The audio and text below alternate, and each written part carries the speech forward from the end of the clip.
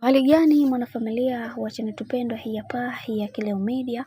Kama ndo mara yako ya kwanza, basi nikusii usisahau kusubscribe, kulike, kushare pamoja na kucomment. Bwana, WCB yaibua mjadala mzito na wengi wao wamesema kwamba WCB bwana imeweza kufa kabisa. Unaambiwa kila mtu sasa hivi anajitegemea, na ndio maana mara zote unaona kuna vipindi ambavyo havirushi sasa hivi hewani, na hii ni kutokana na watu kuweza kuwafanya watu wengine wawe katika misingi na mikakati iliyo imara.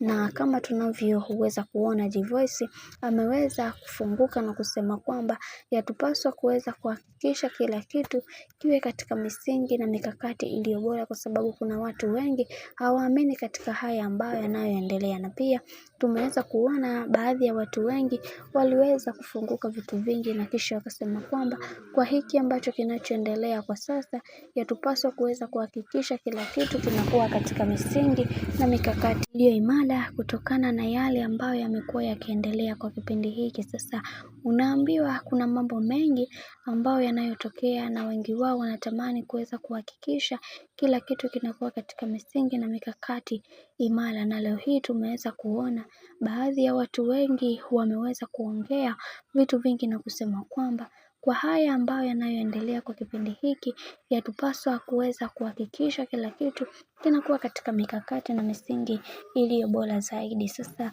kwa mwenendo ambao unaoendelea kwa kipindi hiki, moja kwa moja inasemekana kwamba tayari WCB imeshaweza kuchukuliwa na mtu mwingine, hivyo na huyo mtu mwingine inavyosemekana kwamba anataka kuweza kuwaondoa wale wote ambao wapo katika taasisi ile na kuanzisha mambo mengine. Na hicho ndio kitu pekee ambacho kinacho wafanya watu wengine waweze kuogopa zaidi, na wengi wao wakasema kwamba yatupaswa kuweza kuhakikisha kila kitu kinakuwa katika misingi na mikakati iliyo bora. Kwa hiki ambacho kinachoendelea sasa, yatupaswa kuweza kuhakikisha kila linalotokea liwe katika mikakati iliyo imara, kwa sababu watu wengi hawaamini katika haya ambayo yanayoendelea kwa kipindi hiki. Lakini za ndani kabisa inasemekana tayari bwana mkubwa Diamond Platnumz ameshaweza kuiuza taasisi, na sasa hivi